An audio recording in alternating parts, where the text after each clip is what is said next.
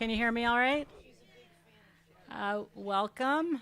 I'm Susan Call, and I'm part of the events team here at Politics and Prose. And on behalf of our owners and our entire staff, it's my pleasure to welcome you tonight to our first all-star Noir at the Bookstore panel.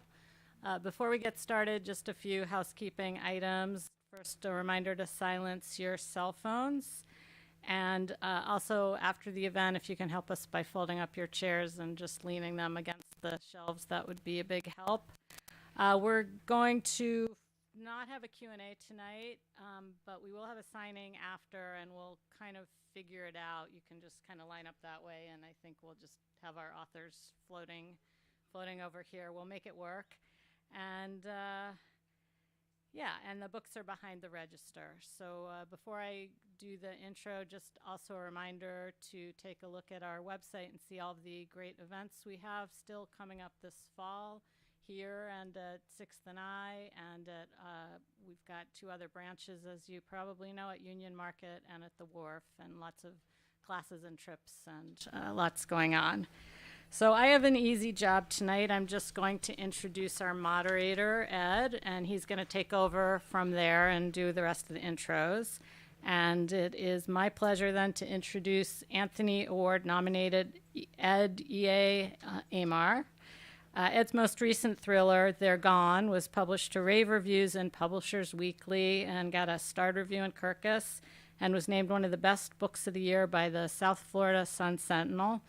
His next novel, No Home for Killers, is coming out in 2023 from Thomas and Mercer. He's a former member of the National Board of the International Thriller Writers and an active member of Crime Writers of Color, the Mystery Writers of America, and Sisters in Crime. He also runs the Noir at the Bar series for Washington, D.C., and has hosted and spoken at a variety of crime fiction writing and publishing events nationwide. Please help me welcome Ed and our great panel.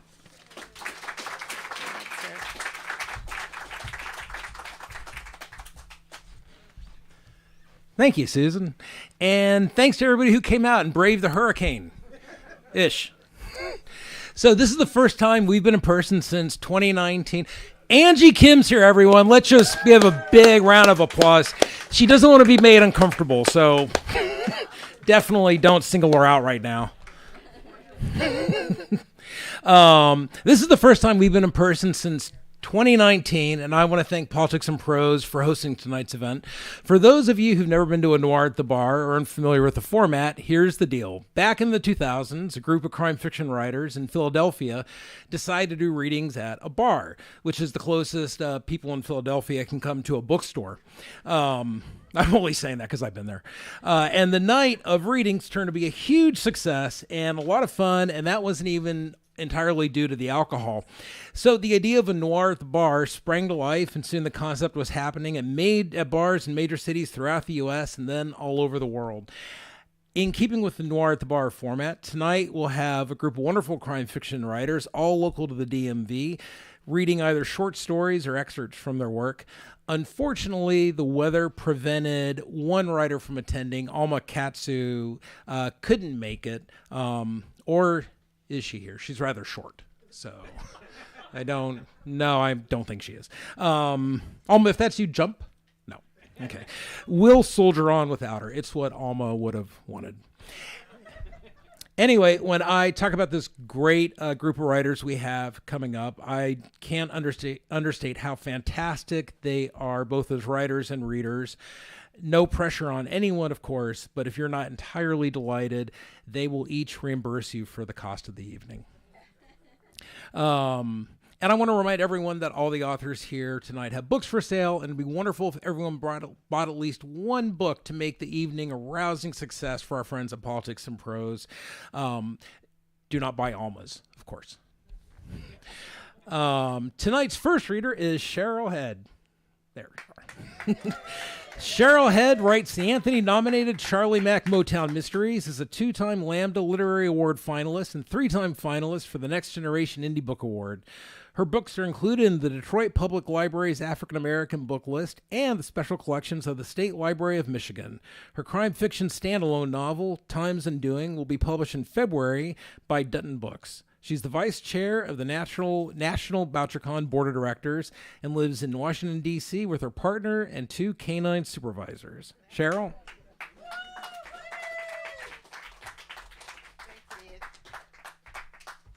Thank you, Ed. Thank you, Ed. You'll find out during the course of this evening that Ed is a prankster. He makes a lot of fun of everybody. He always sets me up. I always go like, really? And then I don't know why I keep falling for his stuff. I'm going to be reading a short story I wrote a couple years ago. I write this book, this series, called the Charlie Mack Motown Mystery Series, but sometimes when I'm reading for Noir at the bar, it feels better to read a short story that has its own arc rather than trying to find a scene from the book that really works at these kinds of events. So here we go, and it's short, and I hope you like it. It's called Dropping the Ball. My Chesapeake retriever accidentally leads me to the body. Abby barks twice, then poses trance-like, gazing at a yellow-green tennis ball wedged beneath a fallen limb at the fringe of dense undergrowth. That's somebody's nasty old ball, I say to her. Let's go. But she's frozen in place. The only thing that will snap her fixation is the ball softly clenched in her teeth. I squat, assessing the mud-covered object of her desire an arm's length beyond my reach. Abby whines encouragement as I inch forward on my haunches, leaning, thorny bushes pricking my arm, my hand outstretched. My fingertips graze the ball's fibrous surface, then, in my peripheral vision, I spot other fingers, pale, curved skyward, poking through a carpet of matted leaves. I allow a microsecond of denial. Mannequin. But a swarm of insects on the discolored skin tells a different story. I rear back fast, landing on my butt, frantically digging into the dirt, scooting away. My scrambling disturbs layers of wet earth and debris, and Abby whelps when I collide with her. Now I sit on the grass 50 yards from my gruesome find, shaking, holding a barky Abby on her leash, my phone in the other hand. The 911 operator asks my name, location, my address. She also asks if I know the deceased. I didn't get close enough to find out. The corpse lies on private property, a former university building in northeast D.C.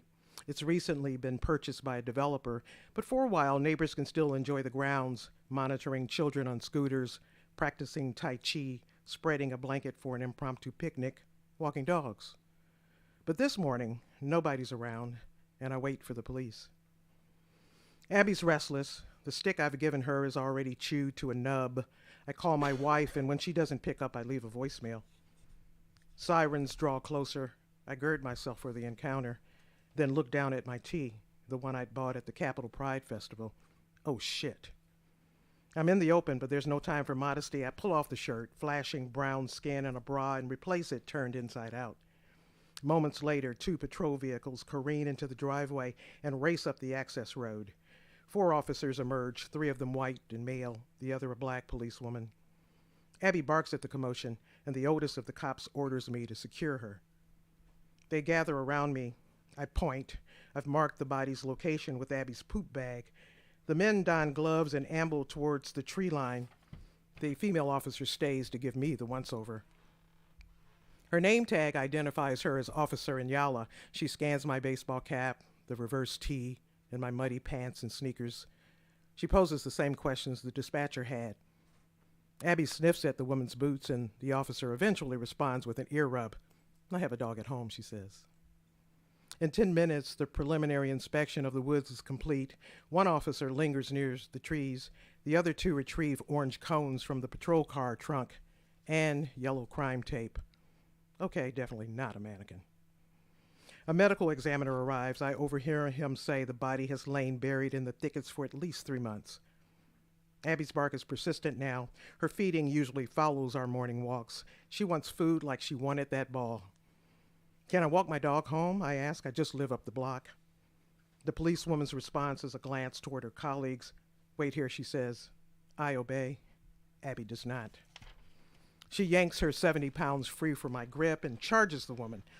The cop rummaging in the trunk, the one who earlier complained about Abby, is startled. He draws his gun and aims it. "Control your dog," he screams. The female officer reacts quickly, simultaneously raising her hands and sliding into the line of fire. "Put the gun away, Stanzik," she calls out seconds before I hear the shot.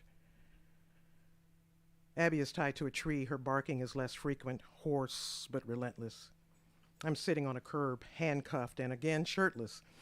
The policewoman is being lifted into an ambulance. I'd use my top as a tourniquet around the officer's wounded thigh.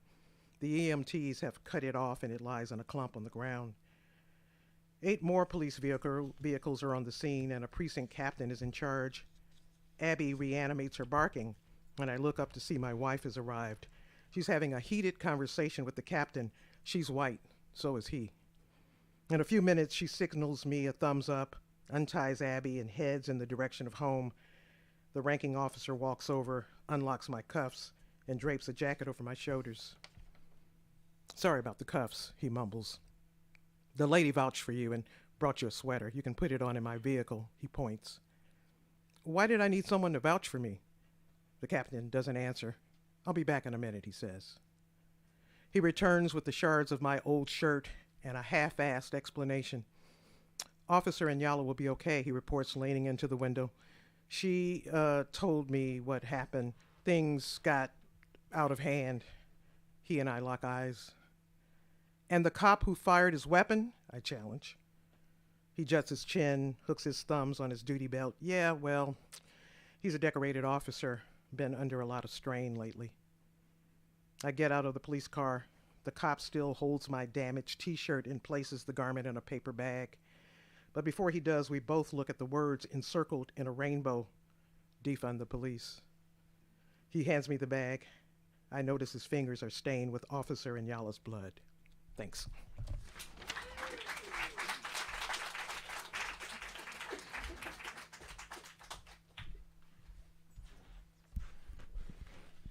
Thank you, Cheryl. One time I had the opportunity to do this show on NPR, so I did it, and Cheryl was there, and we were also with George Pelicanos, and I was really awkward the entire time, and Cheryl wasn't. And there's not really a point to that story. I just thought it was really unfair.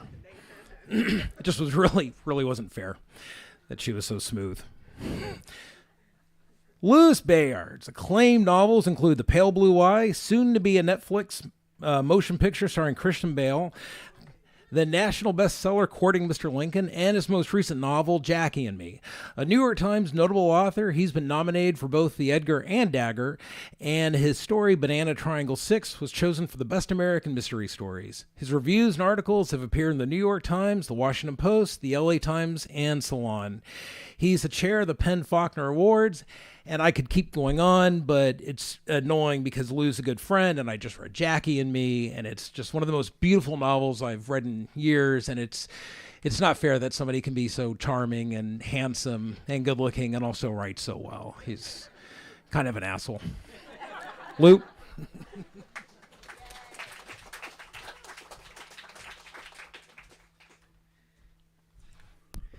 Thank you, Ed, for that nice and possibly sincere introduction. I was supposed to go third, but how do you even say it in Pig Latin? E.A didn't show up. So here we are. At any rate, great to see everybody out here on this torrential rainstorm. Not too long ago, Ed asked me to contribute to a proposed anthology called Say Gay. Cheryl and I were on a panel with the same name, actually, a few months ago. For some reason, my eye read that as Sad Gay. And I think that was just rejection on my part. Because it's hard not to be a sad gay these days, or a sad woman, or a sad sentient human being, right, these days. But it just so happens I've been working on a story about one of the happiest and saddest gays in history, and his name was Oscar Wilde. The name is perhaps familiar to you. Maybe less familiar to you is the fact that he was a family man. He had a wife named Constance, as well as 2 children. He was very devoted to all of them, and they were a very happy family for a time. And when the story begins, this is an excerpt. They're on a holiday in Norfolk, on holiday, as they say in Britain, in the eastern part of England, and they've been visited by this rather strange and rather beautiful young man named Lord Alfred Douglas. This is all historical fact at this point. Who trails with him some mystery. See, I'm working with the format here. I just want you to appreciate it. I'm trying to bring some mystery in. The mystery particularly surrounding his relationship with Oscar. Not a mystery to us now, looking back, but it was certainly to his wife, Constance, at the time. She could only grasp that something was happening around her. And the scene I'm about to read, the whole holiday party has wandered over to the Norfolk cliffside to have a view of the North Sea. Constance wanders off alone, but she is about to have her first ever encounter, face-to-face encounter with Lord Alfred. And she is about to learn that somewhere at the back of the mystery lies a crime. Do you see what I do for you? I've got a mystery, I've got a crime. The last thing I'll say is that this is written in the style of an Oscar Wilde play. So I will ask you to pardon my accent in advance. Right, here I am. Lost in contemplation, Constance does not quite register the moment when the heel of her right boot catches in the mud. Nor does her right leg register it. A nullity is already descending or ascending, she cannot always tell.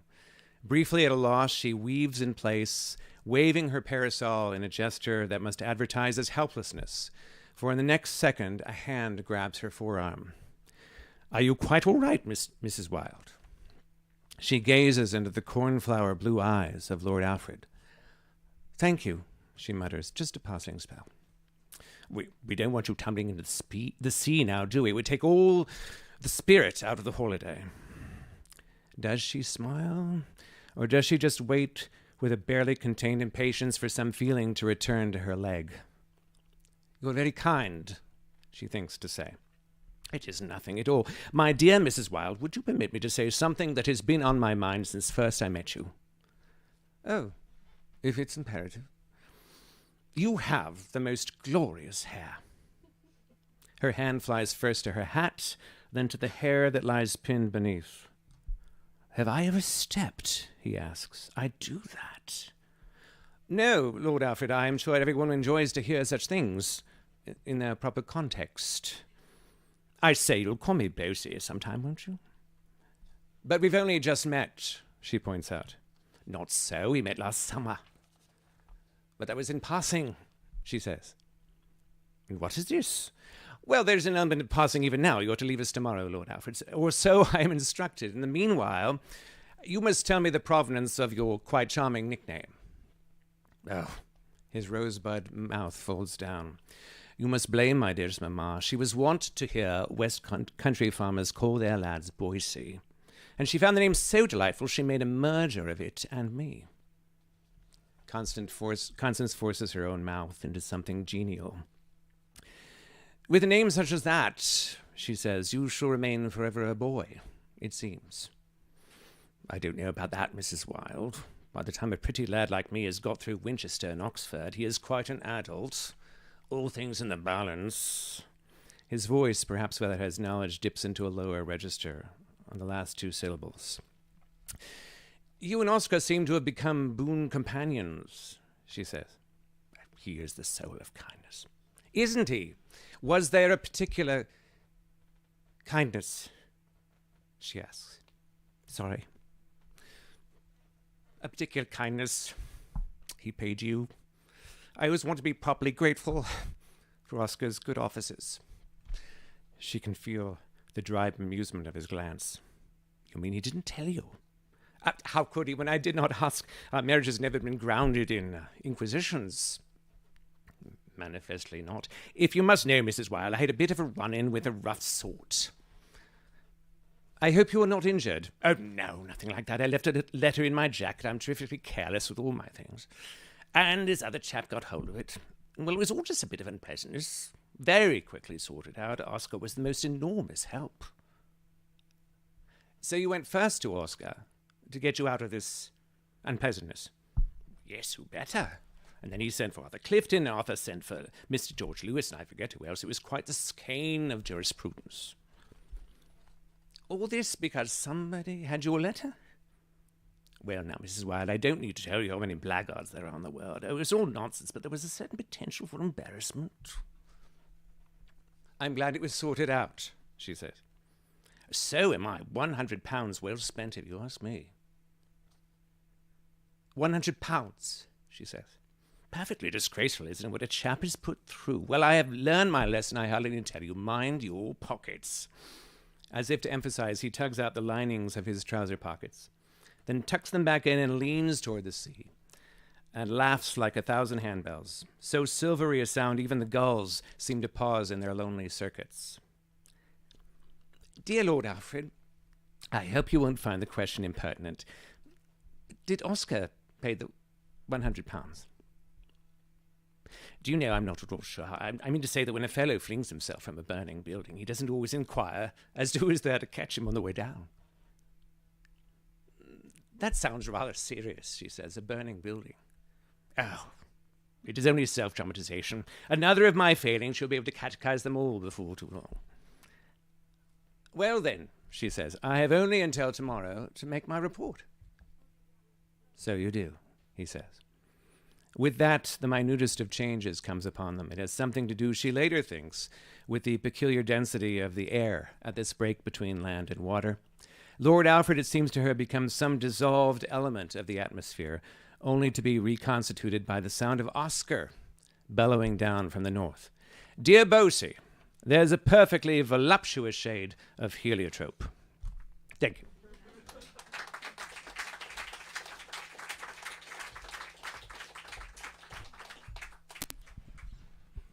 Thank you, Lou.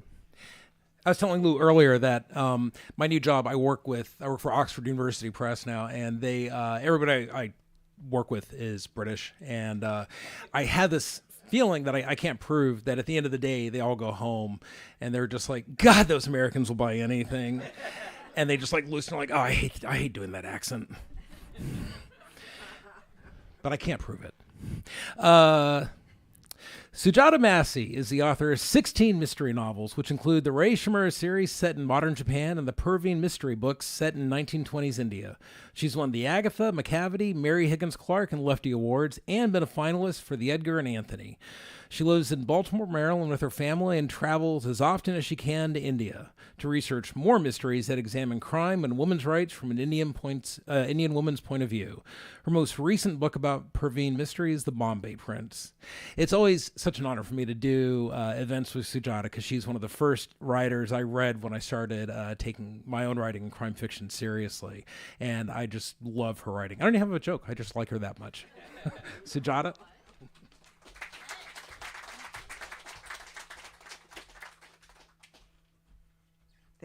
Thank you, Ed, and thanks to everybody for coming out. I can't believe seeing a crowd in this weather.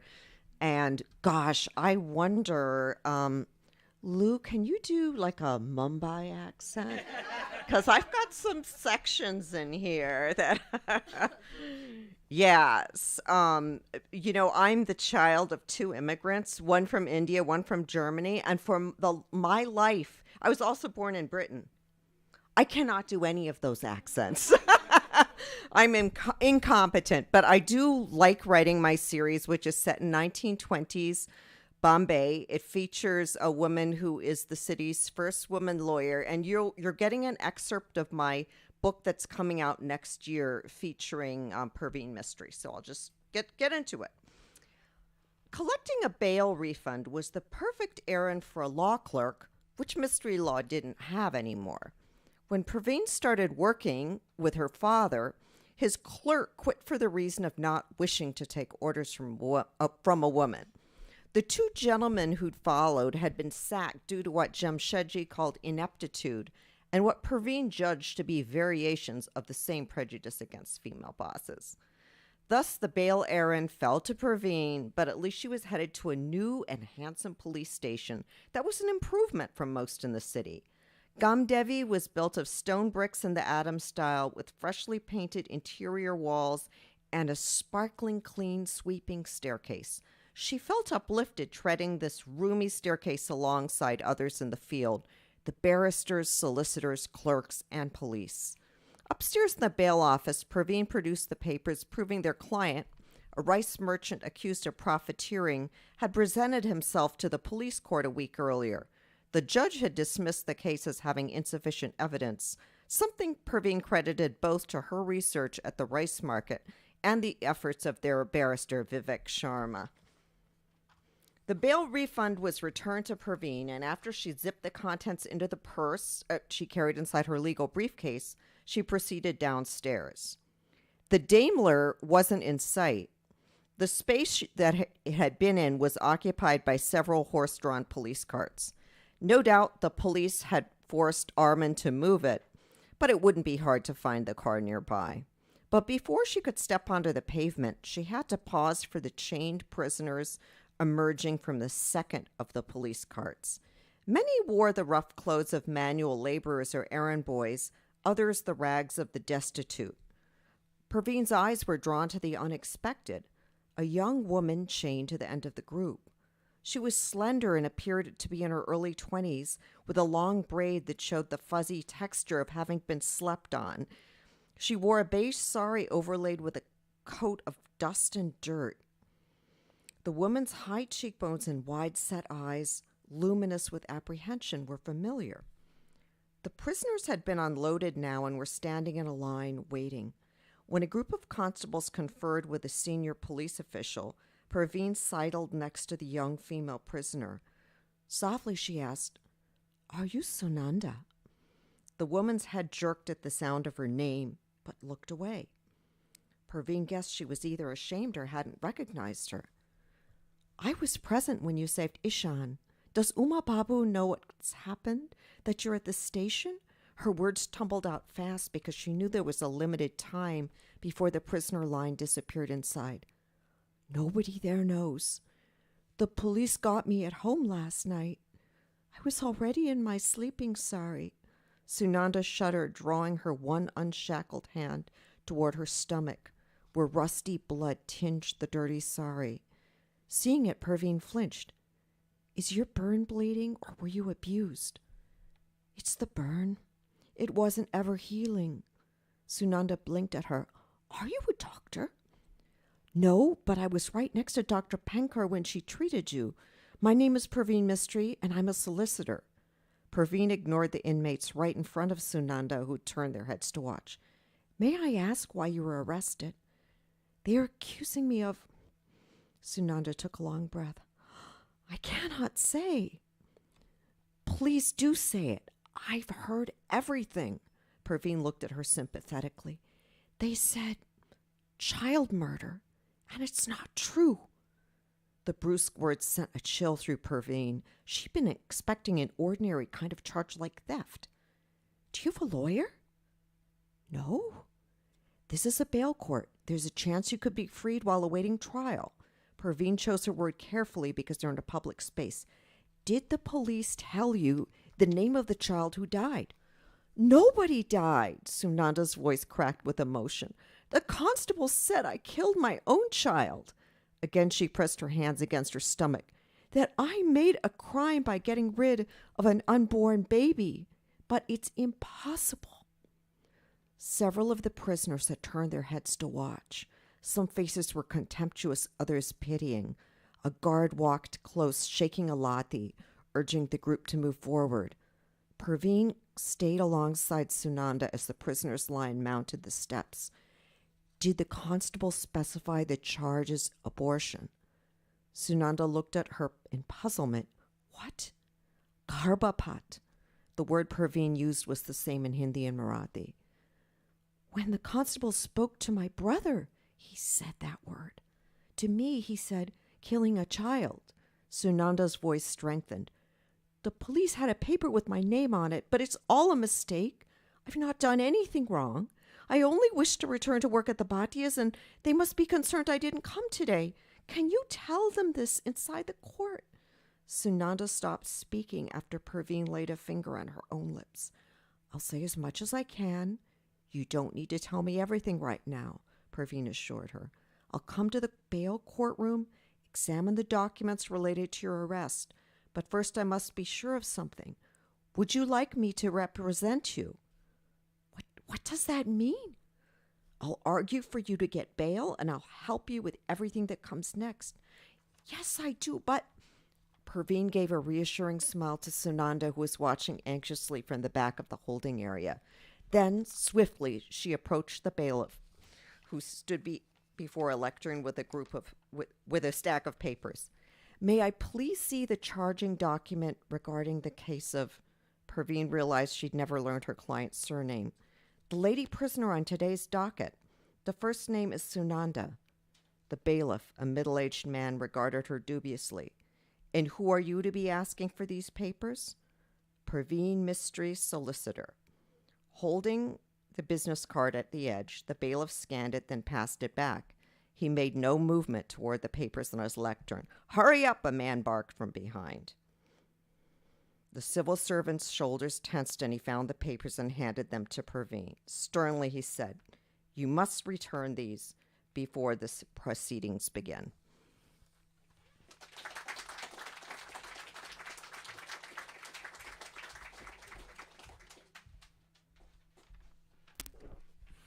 There's a really cute dog here, and it's really distracting when you're reading.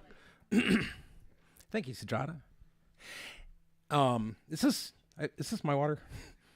I don't know. I think it is. I don't know. I'm not worried about COVID. I'm double vaxxed, and it's which is really good. I recommend it because I tested positive this morning, so I definitely do that. Too soon.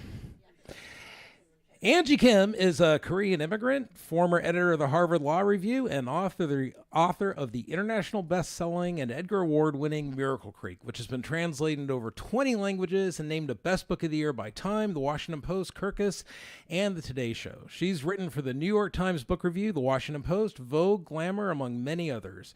Her second novel is forthcoming from Random House, and she would love to talk with you about how fun and easy it is to write a second novel. Seriously, you should definitely ask her after this. Angie?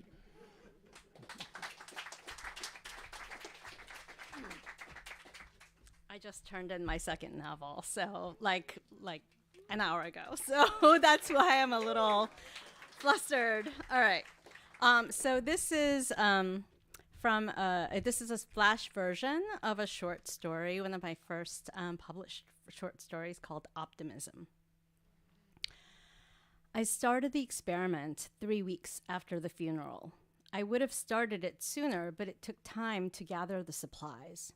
Toy truck, baby monitors, and computerized doll, custom made to look and cry like my dead 2-year-old son. I put a copy of the white onesies Jimmy had been wearing that day over the doll. I laid fake Jimmy in the crib, covered it with animal print blankets, and locked the door as I left. I started on a Tuesday, the same as the day he died. I placed his toy truck where it was that day, outside his room near the stairs. I set the alarm for 3:01 p.m., the time I'd startled awake that day, and filled the tub with bubble bath. Like that day, I got in the tub at 2:35, closed my eyes, and breathed in the piney mint vapors. Unlike that day, I didn't fall asleep. When the alarm sounded, I played the part of a frazzled woman with 9 minutes to get to her daughter's preschool. I stood up too fast, dripped water, nearly slipped. I made one mistake. When I pressed the tub stopper, it actually released the gurgle of the draining water so loud. How had I not noticed its absence that day? I sealed the drain and tried again. This time it worked. That is, it didn't work. Unlike that day, I didn't pass the nursery. I ran in to grab fake Jimmy, hugged it to my chest. The doll wailed immediately. That day, I thought how wise I'd been to leave Jimmy napping. Wise. Because if I'd been carrying him, I would have seen the truck. I wouldn't have seen the truck. I would have tripped and fallen down the stairs, broken both our necks. Now I would see. I didn't fall down the stairs. Didn't even trip. My left foot stepped on the controller, activating reverse drive, and the truck rolled safely out of my way. On Wednesday, my right foot kicked the side of the truck, and the toy, not me or fake Jimmy, thunked down the stairs, leaving divot marks on the hardwood steps. On Thursday, I tried running toward the staircase. It made sense I would have run. I'd been in such a rush. I tripped, but I fell on my knees. The carpet cushioned them. Didn't even hurt much. The first time I left him alone was on Valentine's Day. On a sugar high from the playgroup candy, Jimmy had trouble napping, whimpering before finally falling asleep at 2:40. Lily's preschool was 3 miles down a winding country lane, 8 minutes away. The pickup cutoff was 3:10 with a $20 fine for being late. At 2:50, I thought if I got him up, he'd scream the whole ride and be miserable the rest of the day. I just read an article on the link between ADHD and insufficient sleep. So I decided to leave him napping. But, and I've been so proud of this, I created an extended monitor, calling my cell from the speakerphone next to the monitor, thinking if anything happened, though what could happen to a baby in a crib? I'd know immediately and could fix it. That whole drive, I listened to the hum of the monitor, Jimmy's occasional suckling noise in his sleep. He napped for an hour more. I played chess with Lily, loaded the dishwasher. Jimmy woke up happy, and I felt like one of those 60s TV moms who provide everything her family needs. Rest for the baby, enrichment for the child, and a clean kitchen. I did it again whenever he seemed to need more sleep. A few times he woke up before we returned home, but he just played in his crib like he always did after a nap. That day, on the way home, I heard Jimmy wake up.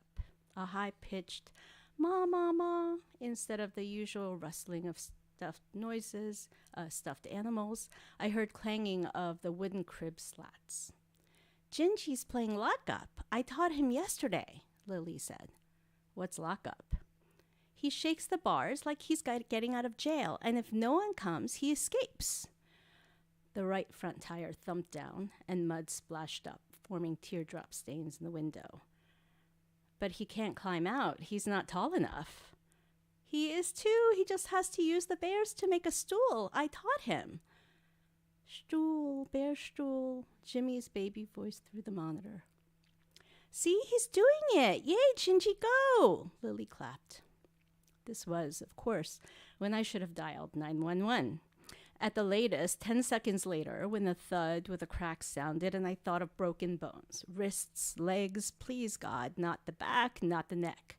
But then a happy, "Escape, escape, yay!" Of course he's fine. Kids fell off changing tables and climbed out of cribs every day and no one died. I was being paranoid. "Mama? Yee?" I heard the click of his nursery door opening. "He thinks we're playing hide and seek. You can't find us, Gingy," Lily giggled. It would be okay. He could go downstairs fine. He'd search through the house, open the closets, look under the bed, look behind the curtains. I was 4 or 5 minutes away.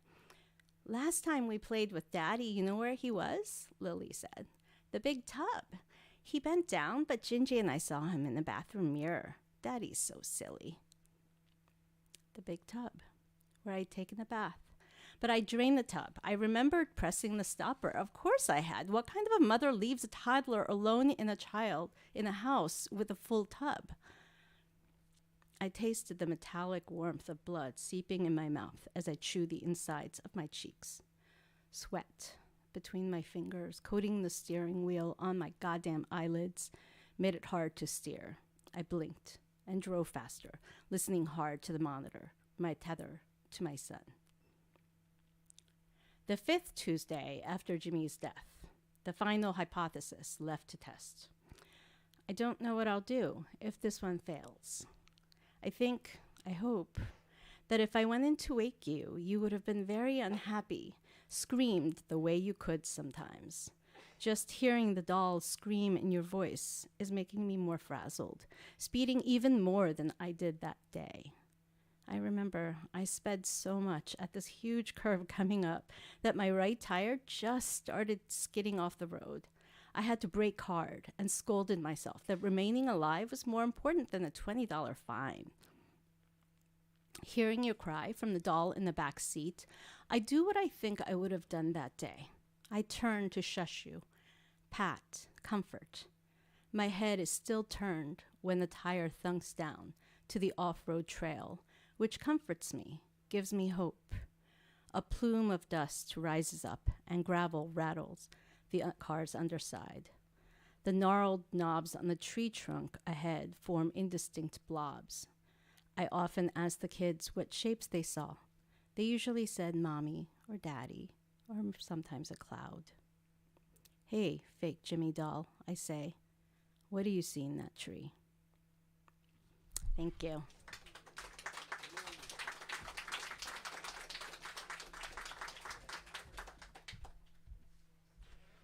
Thank you, Angie. Our last writer tonight is James Grady. James Grady's first novel, 6 Days of the Condor, became the Robert Redford movie, 3 Days of the Condor, and the Max Irons TV series. Born and raised in Montana, he's won numerous awards, published more than a dozen novels, 3 times that many short stories, been a journalist and a scriptwriter for film and television.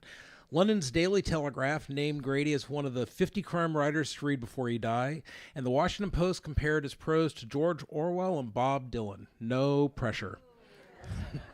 His newest noir novels, This Train. James?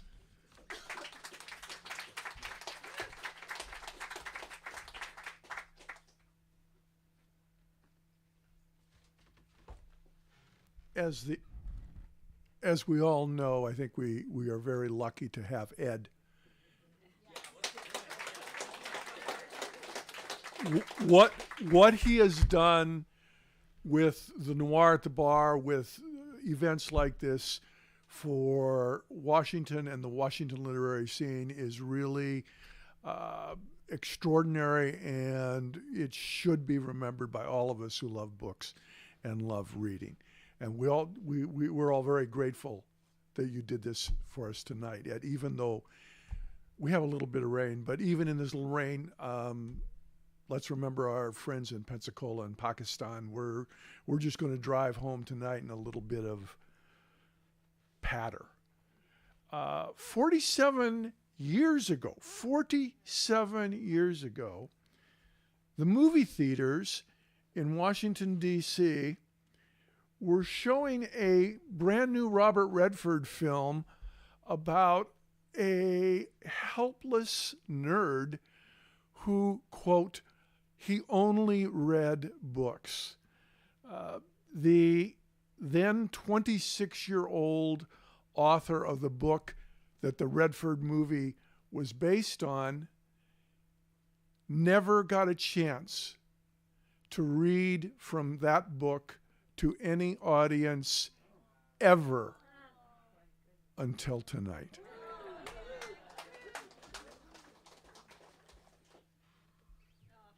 $5.95.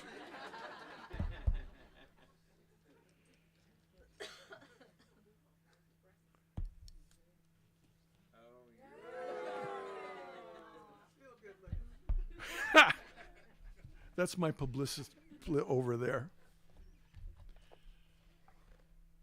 4 blocks behind the Library of Congress, just past Southeast A and 4th Street, is a white stucco 3-story building.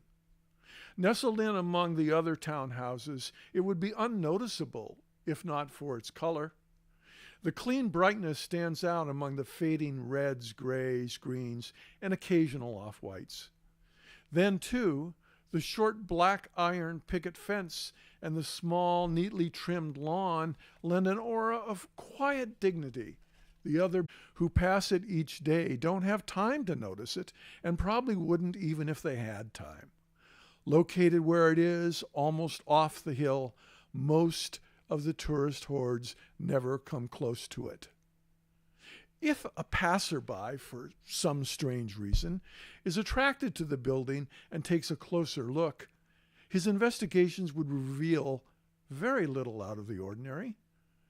As he stood outside the picket fence, he would probably first note a raised bronze plaque about 3 feet by 2 feet, which proclaims the building to be the national headquarters of the American Literary Historical Society. In Washington, D.C., a city of hundreds of landmarks and headquarters for a multitude of organizations, such a building is not extraordinary. Should the passerby have an eye for architecture and design, he would be pleasantly intrigued by the ornate black wooden door flawed by a curiously large peephole. If our passerby's curiosity is not hampered by shyness, he might open the gate. He probably will not notice the slight click as the magnetic hinge moves from its resting place and breaks an electric circuit. A few short paces later, our passerby mounts the black iron steps to the stoop and rings the bell. If, as is usually the case, Walter is drinking coffee in the small kitchen, arranging crates of books, or sweeping the floor, then the myth of security is not even flaunted. The visitor hears Mrs. Russell's harsh voice bellow, "Come in," just before she punches the buzzer on her desk, releasing the electronic lock.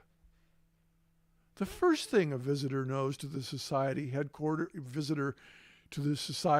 headquarters notices is its extreme tidiness. As he stands in the stairwell, his eyes are probably level with the top of Walter's desk, a scant 4 inches from the edge of the well. There are never any papers on Walter's desk, but then, with the steel-reinforced front, it was never meant for paper. When the visitor turns to his right and climbs out of the stairwell, he sees Mrs. Russell. Unlike Walter's work area, her desk spawns paper. It covers the top, protrudes from drawers. It hides her ancient typewriter. Behind the processed forest sits Mrs. Russell. Her gray hair is thin and unusually disheveled. A horseshoe-shaped brooch dated 1932 adorns her left chest. She smokes constantly. Strangers who get this far into the society's headquarters, other than mailmen and delivery boys, are few in number. Those few, after being screened by Walter's stare, if he is there, deal with Mrs. Russell. If the stranger comes for business, she directs him to the proper person, provided she accepts his clearance. If the stranger is merely one of the brave and the curious, she delivers a 5-minute, inordinately dull lecture on the society's background of foundation funding, its purpose of literary analysis, advancement, and achievement, referred to as the 3 A's, shoves pamphlets into usually less than eager hands, states there is no one present who can answer further questions, suggests writing to an unspecified address for further information, and then bids a brisk good day. Visitors are universally stunned by this onslaught and leave meekly, probably without noticing the box on Walter's desk which took their picture, or the red light and buzzer above the door which announces the opening of the gate. The visitor's disappointment would dissolve into fantasy should he learn that he had just visited a section branch of a department in the Central Intelligence Agency's Intelligence Division. Thank you for letting me do this.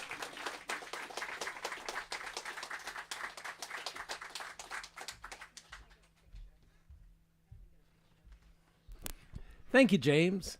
And thank you so much. Let's give a hand to all the writers tonight and to all of you for coming out. Again, I want to say thanks to Politics and Prose for having us tonight. And even though she couldn't be here and we teased her a bit, especially Lou, we're sad that Alma couldn't make it, and definitely encourage you to check out her books because she's a wonderful writer. And on that note, I'd love it if everybody here bought at least one book tonight to really show our support for Politics and Prose. And I assume I'd get a commission of, I wouldn't, but still you should. Thank you again to Angie, James, Lou, Sujata, and Cheryl, and everybody have a good night and a terrific weekend. Thank you.